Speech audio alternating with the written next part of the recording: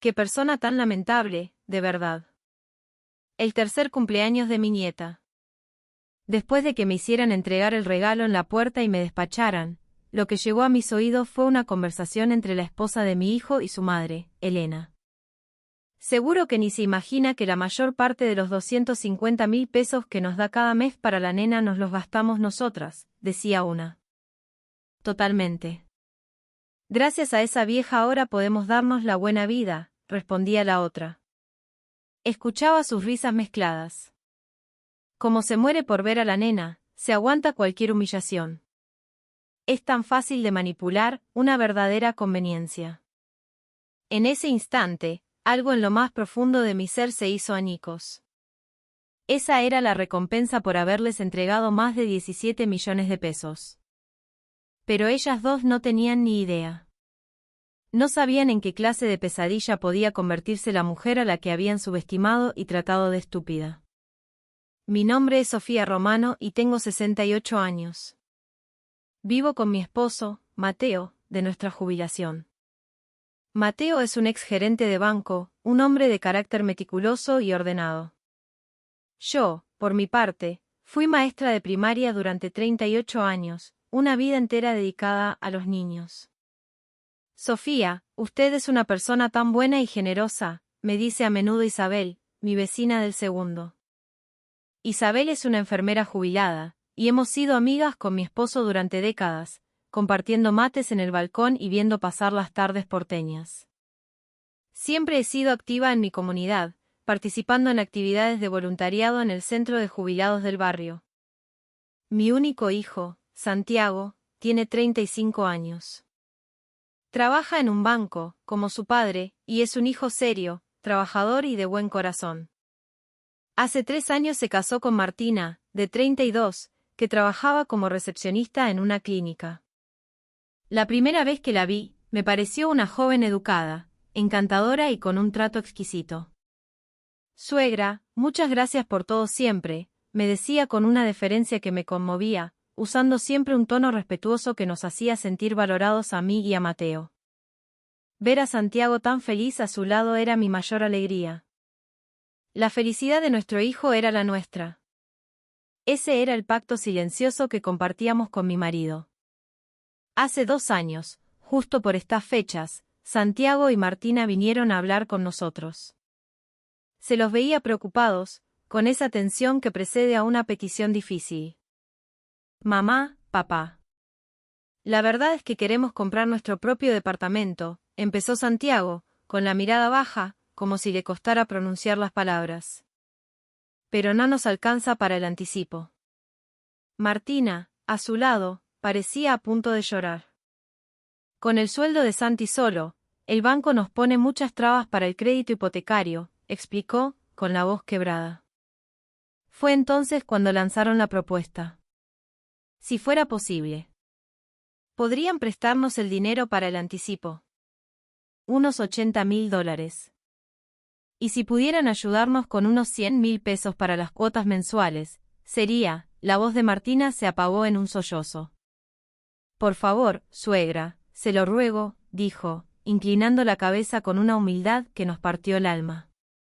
La imagen de esa joven, tan aparentemente desesperada por construir un futuro con nuestro hijo, nos conmovió profundamente. Pero por supuesto, querida. Somos una familia, le respondí con una sonrisa, tratando de aliviar su angustia. Claro que los vamos a ayudar. Mateo asintió, con la expresión seria pero comprensiva. Es el empujón que necesitan para empezar su nueva vida, dijo. Al día siguiente, fuimos al banco a hacer las transferencias. Mateo, con su incurable deformación profesional, preparó un pagaré simple, más que nada como formalidad. Nuestra intención era regalarles el dinero, pero ellos insistieron en que querían devolverlo algún día, y respetamos su voluntad. Con esto, Santi y Marty ya pueden tener su hogar tranquilos, le dije a Mateo, sintiendo una profunda satisfacción. La gratitud de Santiago y Martina fue inmensa. Papá, mamá, de verdad, no sé cómo agradecerles, dijo Santiago con los ojos llenos de lágrimas. Les juro que se los vamos a devolver todo, añadió Martina, llorando de emoción. La alegría en sus rostros era la única recompensa que necesitábamos. 6 meses después, nos dieron la noticia más maravillosa. Suegra, estoy embarazada, me comunicó Martina con una sonrisa tímida. Sentí que el corazón me iba a estallar de felicidad. ¿De verdad? No lo puedo creer, grité, abrazándola. Mi primer nieto. Para nosotros, no había noticia más feliz en el mundo. Debes estar pasando mal con las náuseas, ¿necesitas algo? No dudes en pedirme lo que sea, le ofrecí. Durante todo el embarazo, me preocupé por ella, ayudándola con dinero para las vitaminas, la ropa de maternidad y los gastos de las ecografías. Le estoy tan agradecida, suegra, me repetía Martina siempre, con su habitual cortesía. No veo la hora de conocer a mi nieto, pensaba yo todos los días.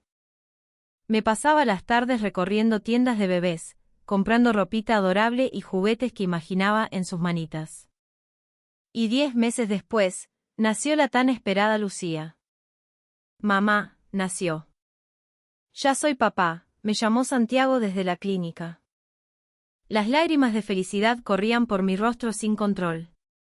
Qué bueno, hijo, qué alegría tan grande, le dije. Mateo, a mi lado, respiraba aliviado y sonreía. Pero en ese momento de pura euforia, no podíamos ni imaginarlo. No sabíamos que ese era el comienzo de una serie de humillaciones y desprecios. No teníamos idea de cómo el amor incondicional que sentíamos por nuestra nieta sería retorcido y utilizado en nuestra contra. Ni en mis peores pesadillas habría imaginado que estábamos a punto de descubrir la verdadera cara de Martina. Desde el nacimiento de Lucía, nuestra vida cambió por completo. Nuestros días giraban en torno a ella, a sus fotos, a cada pequeño avance que nos contaba Santiago. Pero desde la primera visita a la clínica, un mal presentimiento se instaló en mi pecho. Suegra, disculpe, pero como los recién nacidos tienen las defensas muy bajas, le voy a pedir que la vea solo a través del vidrio de la nursery, me dijo Martina. Sus palabras eran amables, pero su tono era frío, distante. Me sentí profundamente herida. Ah, claro. Entiendo, respondí. Pero veo que Santiago la tiene en brazos. Martina me miró con suficiencia. Santiago es el padre, es natural. Su respuesta tajante me dejó helada. Una semana después, la madre de Martina, Elena, visitó la clínica. A diferencia de mí, Elena entró en la habitación sin ninguna restricción y tomó en brazos a la recién nacida Lucía. ¿Y Elena si puede alzarla?, le pregunté a mi hijo en voz baja, con una mezcla de temor y confusión. Mi mamá es muy limpia, no hay de qué preocuparse, respondió Martina por él, con una simpleza que me dolió como una bofetada. Siendo ambas abuelas, ¿por qué esa diferencia de trato tan abismal? ¿Acaso estaba insinuando que yo era sucia? Un mes después fue el bautismo. Estábamos ilusionadísimos, esperando la invitación, pero esta nunca llegó. Ya la bautizamos, fue el escueto mensaje que recibí por WhatsApp. Cuando pedí una foto, me enviaron una imagen de Santiago y Martina, flanqueados por los padres de ella, sonriendo a la cámara con Lucía en brazos. ¿Por qué no nos habían avisado? Llamé a Santiago para pedirle una explicación. Ah, eso. Con todo el lío se me pasó, mamá, perdóname, me dijo con un tono ligero, casi despreocupado. Los padres de Marty vinieron de sorpresa y lo organizamos todo a las apuradas. Pero al ver la foto, todos vestidos de punta en blanco, era evidente que no había sido algo improvisado. Pocos días después, Elena comenzó a visitar la casa de mi hijo a diario. A sus 58 años, siendo ama de casa, tenía todo el tiempo del mundo. Mamá me está enseñando a preparar las primeras papillas para Lucy, me contaba Martina con entusiasmo. Y como me ayuda a bañarla todos los días, es un alivio enorme. Cada una de sus palabras era una pequeña espina que se clavaba en mi corazón. Cuando Lucía cumplió 3 meses, finalmente llegó la oportunidad que tanto había esperado. Suegra, ¿quiere alzarla un poquito?, me ofreció Martina. Mi corazón dio un vuelco de alegría. ¿De verdad? Claro que sí, me encantaría. Pero justo cuando extendía los brazos hacia mi nieta, Martina me detuvo en seco. Espere un momento, exclamó con urgencia. Primero lávese bien las manos, póngase alcohol en gel, y después quítese el saco y póngase este barbijo para que no le caiga saliva. Fui al baño y seguí sus instrucciones al pie de la letra, lavándome las manos con esmero y desinfectándolas con alcohol. Me quité el abrigo y me puse el barbijo que me alcanzó. Finalmente, pude sostener a mi nieta en brazos. Lucía, mi amor, soy la abuela, le susurré, embriagada de ternura. No habían pasado ni 30 segundos cuando Martina intervino. Disculpe, creo que ya se va a cansar, y me la quitó de los brazos. En ese preciso instante, sonó el timbre. Llegó mi mamá, anunció Martina, corriendo a abrir con una sonrisa radiante. Elena entró, y sin lavarse las manos ni ponerse barbijo, fue directo hacia la beba. Lola, mi vida. Acá está la nona. Qué hermosa que estás hoy, exclamó mientras la alzaba con total naturalidad, y así la tuvo en su regazo durante más de media hora. Disculpa, Martina, pero... ¿Elena no necesita lavarse las manos?, pregunté, incapaz de contener mi desconcierto. La expresión de Martina se transformó. Mi mamá no es como usted, no está sucia. Por favor, no la toque con esas manos, me espetó, con una furia en los ojos que nunca le había visto. Me quedé sin aire. No tienes por qué decirme eso, logré articular, con la voz temblorosa. Es la verdad. Sus manos están todas arrugadas, se ven sucias. Y además, tiene un olor raro. No quiero que la comparen con mi madre, continuó, implacable. ¿Olor raro? Pero si me baño todos los días, dije, completamente desconcertada. Debe ser ese olor a vieja, el que tienen los mayores. Quizás no se puede evitar, pero no creo que sea bueno para un bebé, remató, con una crueldad infinita. Lo siento mucho, musité, temblando. Ese día, me fui de su casa sintiéndome humillada y sucia. Al llegar a casa y contárselo a Mateo, su rostro se contrajo de ira. ¡Qué barbaridad! ¿Cómo se atreve a decirte algo así? Pero la duda se había instalado en mí. Quizás de verdad tenía algún olor, le dije, mientras olfateaba mis propias manos, sin encontrar nada más que el perfume del jabón. Los días que siguieron fueron una sucesión de desprecios cada vez más hirientes. Elena se había instalado prácticamente en la casa de mi hijo, encargándose de todo, la comida, el baño, hacer dormir a Lucía. Mientras tanto, para que nosotros pudiéramos visitarlos, teníamos que avisar con una semana de antelación y nuestras visitas no podían durar más de 30 minutos. Era como si tuviéramos que pedir una cita para ver a nuestra propia nieta. Incluso la forma de llamarnos era diferente. Elena era la nona, un apelativo cariñoso y cercano. A mí, me hicieron llamar la abuela, un término formal y distante. ¿Cuál era la diferencia entre nona y abuela? ¿Por qué esa brecha insalvable? Cuando sacaban fotos familiares, la humillación era aún mayor. Elena siempre se sentaba en el centro, con Lucía en su regazo, flanqueada por Santiago y Martina. A nosotros nos relegaban a un extremo, como si fuéramos extraños, meros accesorios en el retrato de su familia feliz.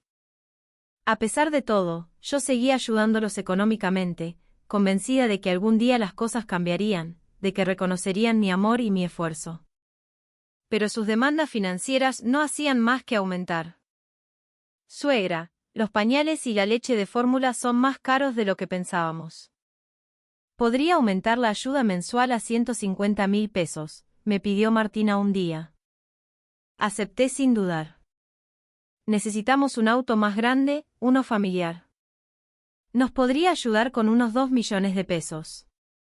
Así podemos salir a pasear todos juntos, ustedes también, me dijo. Compraron la camioneta, pero solo la usaban para salir con los padres de Martina. A nosotros nunca nos invitaron. Para el futuro de Lucía, quisiéramos contratarle un seguro educativo. Serían unos 500.000 pesos al año, fue la siguiente petición. Y yo pagué, como siempre. Como mi mamá me ayuda tanto con la nena, quisiera darle una compensación, unos 50.000 pesos al mes. Pero nosotros no tenemos ese dinero, ¿podría dárnoslo usted? Así, terminé pagándole un sueldo a Elena con mi propio dinero. Sin darme cuenta, mi ayuda mensual había ascendido a 250.000 pesos. Pero mi situación no mejoraba. Al contrario, empeoraba día a día. Para el primer cumpleaños de Lucía, me ofrecía comprarle un regalo especial, un caballito mecedor de madera que había visto.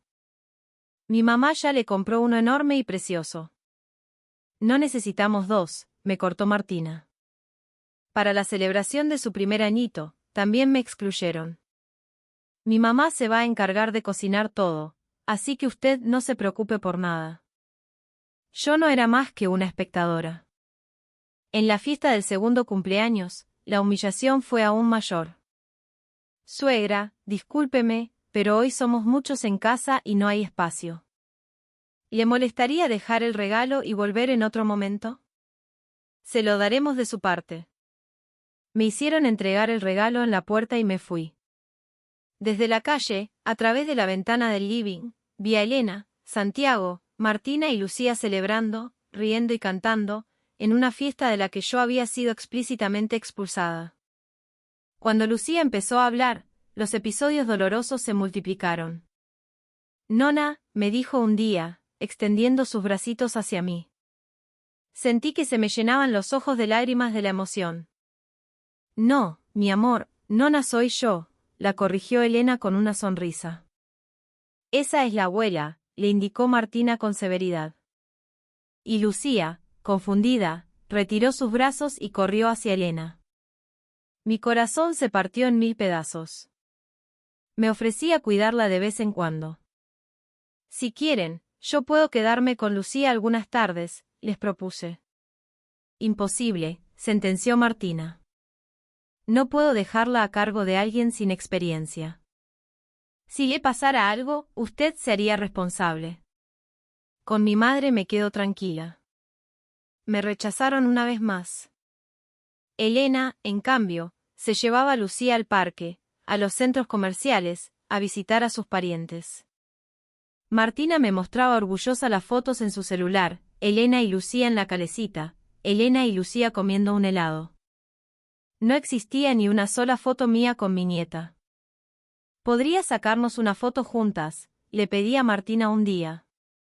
Después, ahora no tengo tiempo, me respondió con displicencia, y ese, después, nunca llegó. Con 2 años, Lucía ya solo me llamaba abuela, y cuando veía a Elena, corría a abrazarla gritando, Nona. Siendo ambas sus abuelas, ¿por qué me trataban con tanto desprecio? A pesar de los 250.000 pesos mensuales que les daba, me trataban como a una extraña, una molestia. La frase, mi mamá, estaba constantemente en boca de Martina. Yo sentía que no era nadie, que mi rol de abuela había sido usurpado. Somos familia, me repetía a mí misma para soportarlo, pero en el fondo de mi alma, la rabia y la frustración crecían como una mala yerba. ¿Por qué esta discriminación? ¿Por qué yo era la intrusa y Elena la invitada de honor? Y entonces, cuando Lucía cumplió 3 años, ocurrió el incidente que lo cambió todo. El día del tercer cumpleaños de Lucía, fui a la casa de mi hijo con un regalo que había elegido con todo mi amor.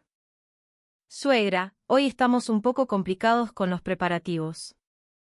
¿Le importaría si recibimos el regalo aquí en la puerta?, me dijo Martina con una expresión de falsa disculpa. En su rostro no había ni una pizca de verdadero arrepentimiento. Claro. No podría verla ni un segundito, supliqué. Es que está durmiendo la siesta y sería una pena despertarla. Al final, tuve que entregar el paquete en el umbral y dar media vuelta. Cuando me alejaba por la vereda, escuché risas que venían del interior de la casa. Lucía no estaba durmiendo ninguna siesta. También distinguí la voz de Elena. Me detuve instintivamente, y entonces escuché la conversación que cambiaría mi vida para siempre. 250.000 mangos por mes. Qué suerte que tenemos con esta mina, era la voz de Martina. Sentí que el corazón se me detenía. Totalmente. Y lo mejor es que ella cree que toda esa guita es para la nena, ni se imagina que la mayor parte la usamos nosotras, respondió Elena entre carcajadas. Le podés decir cualquier cosa, humillarla como quieras, pero la plata te la sigue dando. Es una boluda, de verdad, continuó Martina con una voz cruel que no le conocía. Que tu propia nuera te diga que sos una sucia y no poder ni defenderte. Qué patética, añadió Elena. Como se muere por ver a la nena, se banca cualquier cosa. Qué persona tan lamentable, de verdad. Un temblor recorrió todo mi cuerpo. La ira, la tristeza y la desesperación me golpearon de lleno. Igual, habría que sacarle un poco más de jugo. Quiero ir a la esteticista más seguido, dijo Martina. Sí, si la manejamos bien, seguro que podemos conseguir que nos aumente la cuota. Me alejé de allí en silencio. No lloré. En lugar de lágrimas, sentí como una furia helada empezaba a arder en mi interior. Al llegar a casa, Mateo me recibió preocupado. ¿Qué te pasa? Estás pálida. Le conté todo, palabra por palabra. El rostro de Mateo se puso rojo de la ira. ¡Qué malagradecidos! Son unos sinvergüenzas. Pero yo ya había recuperado la calma, una calma gélida y terrible. No, Mateo. No actúes con el corazón. Tenemos que ser inteligentes. Lo primero que hicimos fue calcular el monto exacto de toda la ayuda que les habíamos dado. Revisando la libreta donde Mateo, con su manía de ex bancario, había anotado todo, la cifra era escalofriante, $80.000 del anticipo, más 600.000 pesos de ayuda mensual durante 30 meses, 6 millones, 2 millones de pesos para el auto y 1 millón del seguro educativo. El total superaba los 17 millones de pesos, sin contar los dólares. Menos mal quisiste firmar ese pagaré. Con eso podemos exigirles la devolución legalmente, le dije. Lo preparé como corresponde, como me enseñaron en el banco, afirmó Mateo. Lo siguiente fue decidir que, de momento, seguiría actuando como la suegra sumisa y obediente, para que no sospecharan nada. Al día siguiente, Martina me llamó. Suegra, gracias por lo de ayer. A Lucy le encantó el regalo. Me alegro mucho, querida. Qué pena no haber podido verla en su cumpleaños, respondí con mi tono amable de siempre. Ya le buscaremos un hueco para que venga con más tiempo, me prometió. Estaré esperando con ansias. Ella estaba convencida de que yo no había descubierto nada. Durante el mes siguiente, mi actuación fue impecable.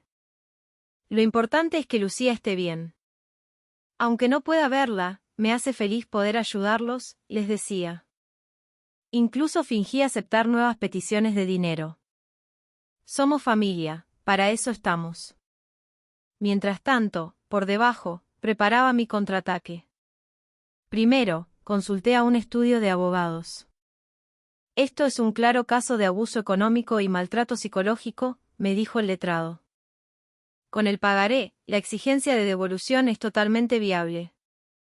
También podemos reclamar daños y perjuicios. Las descalificaciones personales que ha sufrido son legalmente condenables. Luego, con un escribano, preparamos la carta documento para la reclamación formal de la deuda. Y lo más importante, llamé al banco y di la orden de detener todas las transferencias automáticas y débitos relacionados con las cuentas de mi hijo y su esposa. Mateo, hay que cancelar también el débito del seguro educativo. Y la transferencia para la cuota del crédito, por supuesto. Con todos los preparativos listos, solo quedaba esperar el momento adecuado. Finalmente, pasé a la acción. Primero, corté toda ayuda económica de forma inmediata. Luego, envié la carta documento. Se los intima la devolución íntegra de la suma de 17 millones de pesos en un único pago. Motivo, ruptura total de la confianza debido a descalificaciones personales y abuso económico. El documento, redactado por el abogado, tenía plena validez legal. En caso de no cumplir con el pago, se iniciarán las acciones legales correspondientes.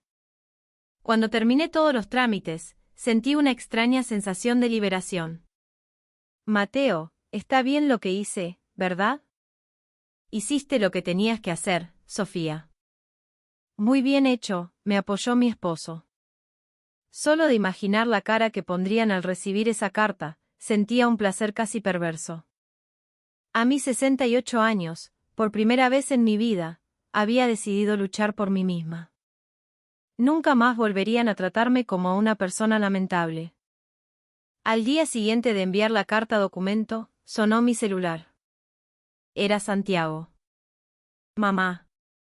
¿Qué es esto? ¿Qué significa? Gritaba, desesperado. ¿De qué hablas, hijo? Respondí con una calma que lo descolocó. La carta documento. Que les devolvamos 17 millones de pesos de una sola vez. Es una joda, no. No es ninguna broma, Santiago. Es el reclamo legítimo de un pagaré que firmaron, mi voz era fría como el acero. Pero el trato era otro. Habíamos quedado en que se lo devolveríamos como pudiéramos. Ese trato, como vos decís, era válido mientras nos trataran como parte de la familia. Pero los escuché, Santiago. Los escuché a vos y a tu mujer. Que soy una estúpida, una boluda, un cajero automático. Lo escuché todo. Al otro lado de la línea se hizo un silencio sepulcral. No puede ser. ¿Lo oíste? Susurró, con la voz temblorosa. Pásame con Martina, por favor. Un momento después, escuché la voz de ella. Suegra, eso no fue así, fue un malentendido. No te preocupes, Martina, no estoy siendo emocional. Estoy siendo legal. Si ustedes no me tuvieron ninguna consideración, yo haré lo mismo. Escuché perfectamente cómo te reías con tu madre a mis espaldas. Todo. Martina se quedó sin palabras. A partir de ahora, cortamos toda relación. Cualquier comunicación, a través de mi abogado. Y corté. A la mañana siguiente, Santiago y Martina se presentaron en mi casa. Mamá, por favor, hablemos, suplicaba Santiago desde la puerta. Suegra, estuvimos muy mal, se lo ruego, perdónenos, lloraba Martina. ¿Creen que después de 2 años de burlarse de mí, de humillarme, todo se arregla con un perdón? Les dije con desprecio. Suegra, por favor, no podemos pagar 17 millones de pesos, es imposible. Ese es su problema. Lo que se pide prestado, se devuelve. Es lo justo. ¿Y qué va a pasar con Lucía? Por lo menos, siga ayudándonos con la cuota mensual, por ella, dijo Martina. Sus palabras me indignaron. ¿Tenés idea de lo que estás diciendo? Después de cómo me trataron, ¿todavía tenés el descaro de pedirme plata? Olvídense de nuestra ayuda para siempre. Mamá, ¿qué vamos a hacer? Gimoteó Santiago. Ese es su problema. Vendan el departamento y el auto que no pueden pagar, y devuélvanme mi dinero. Y no quiero que vuelvan a acercarse a esta casa. La próxima vez, llamo a la policía. Le cerré la puerta en la cara. Después de eso, llamaron varias veces más, pero bloqueé sus números. Mi abogado me mantuvo al tanto. La contraparte alega que no puede pagar. Proponen un plan de pagos, pero usted me indicó que solo acepta el pago total. Mi decisión era inamovible. Un mes después, la vida de mi hijo y su esposa era un caos. La interrupción de los 250.000 pesos mensuales, sumada a la exigencia de devolver 17 millones, los había dejado en la ruina. Empezaron a atrasarse con las cuotas del crédito hipotecario y las intimaciones de pago se acumulaban. Martina intentó conseguir un préstamo personal en una financiera, pero con tasas de interés altísimas, la deuda se convirtió en una bola de nieve. Le suplicó ayuda a su madre, Elena, pero ésta la despachó fríamente. Yo no tengo esa cantidad de plata. Hubiera sido más inteligente vos. La noticia del conflicto se esparció, y Elena, avergonzada, también le recriminó, por tu culpa, por tu mal carácter, ahora todos saben el quilombo que tienen. No podemos ni salir a la calle. Con el rechazo de su propia madre, Martina perdió su último apoyo emocional. Las notificaciones de mi abogado no cesaban. De no efectuarse el pago, se procederá al embargo del sueldo y a la ejecución de los bienes inmuebles. La notificación legal también llegó al banco donde trabajaba Santiago, y sus compañeros se enteraron de sus problemas financieros. La vergüenza y la presión lo estaban destrozando. 3 meses después, su flamante departamento fue puesto en remate. Lo malvendieron por apenas el 60% de su valor y aún así, no lograron saldar la deuda. Todavía debían casi 5 millones de pesos. Un día, Martina vino a mi casa y se arrodilló en la puerta. Suegra, por favor, denos otra oportunidad. La culpa fue toda mía, lo reconozco. Le pido perdón de corazón. Por Lucía, por favor, arreglemos las cosas. Pero mi corazón ya era de piedra. Es demasiado tarde para pedir perdón. No tengo ninguna obligación de ayudarlos, le respondí a través de la puerta cerrada. Váyanse. Al final, mi hijo y su familia tuvieron que mudarse a un pequeño departamento de 2 ambientes en un barrio alejado. Santiago, además de su trabajo en el banco, empezó a hacer turnos de noche en un kiosco. Martina tuvo que dejar a Lucía, de 3 años, en una guardería pública para poder trabajar a tiempo parcial en un supermercado. Aún así, apenas les alcanzaba para sobrevivir. Mientras tanto, la vida para nosotros, para Mateo y para mí, había cambiado radicalmente. Sofía, no puedo creer que les estuviéramos dando 250.000 pesos por mes, dijo Mateo, revisando nuestras cuentas. Con ese dinero, podríamos darnos algunos gustos, ¿no te parece? El simple hecho de dejar de mantenerlos nos había dado un respiro económico increíble. Empezamos a disfrutar de pequeños lujos que nos habíamos negado durante años. Un fin de semana al mes en una estancia en el campo, comprar los libros que queríamos, materiales para mi nuevo hobby de cerámica. Hasta nos permitíamos pedir comida gourmet a domicilio. Sofía, me contaron que empezó un nuevo hobby, me comentó Isabel, la vecina, una tarde. Sí, me anoté en un taller de cerámica, es maravilloso. Qué bien que hace. Últimamente se la ve mucho más animada, más viva. Y era verdad. A mis 68 años, sentía que estaba empezando una nueva vida. Hice nuevas amigas en el centro de jubilados. Una de ellas, al enterarse de que fui maestra, me propuso dar clases de apoyo voluntarias a los chicos del barrio. Gracias, señor, me decían los niños con sus sonrisas puras, y yo sentía que mi corazón se llenaba de una alegría genuina que hacía mucho no sentía. 6 meses después, Isabel me contó cómo estaban mi hijo y su familia. Parece que tu hijo y su mujer la están pasando muy mal, me dijo con cautela. Ah, sí. Dicen que Martina está agotada entre el trabajo y la nena, y que Santiago está a punto de colapsar con el doble trabajo. Es la consecuencia de sus actos, respondí con frialdad. Me contaron que la nena, Lucía, pregunta por su abuela, que la extraña mucho. Solo esas palabras lograron clavarme una pequeña espina en el corazón. Pero me recompuse enseguida. Lo sentía por Lucía, pero ese era el camino que sus padres habían elegido. Un año después, escribí en mi diario, a mis 68 años, he empezado una nueva vida. Jamás pensé que podría sentirme tan plena. Nadie tiene por qué soportar humillaciones, ni siquiera de la propia familia. Exigir el respeto que merecemos no es un error. El tiempo que nos queda es para nuestra propia felicidad. Mirando los malbones en flor de mi balcón, lo sentí con una certeza absoluta. Esta era mi verdadera vida. Un día, llegó una carta de Martina.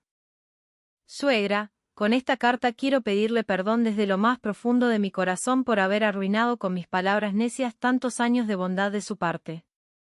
Me arrepiento todos los días de haberla llamado sucia. Por favor, ¿podría darnos la oportunidad de hablar una vez más? Terminé de leerla y, sin dudarlo un segundo, la pasé por la trituradora de papel. Demasiado tarde, pensé. Mi decisión era firme. En el nuevo camino que había emprendido, mi hijo y su esposa eran solo parte del pasado. Mi decisión fue la correcta. Mi vida es mía. Aunque una es mayor, nunca es tarde para empezar de nuevo. La vida que me queda es para ser feliz junto a Mateo, el hombre que siempre me apoyó. Si hubiera seguido aguantando, ahora mismo seguiría siendo el cajero automático de Martina, entregándole cada mes mi dinero con las mismas manos que ella llamó sucias. Pero ahora es diferente. Estas manos crean hermosas vasijas de cerámica, ayudan a los niños del barrio a aprender, y se entrelazan con las de mi esposo para pasear al atardecer. 2 años después, en mi agenda nueva, escribí mis metas para el año: organizar una exposición de cerámica, hacer una escapada al norte con los chicos del centro de apoyo, y un viaje a la Patagonia con Mateo. Metas que antes, cuando vivía sacrificándome por mi hijo, ni siquiera me atrevía a soñar. Hoy, decido sobre mi propia vida. Y no hay nada más maravilloso. A mis 70 años recién cumplidos, cada día es una aventura. He recuperado mi vida.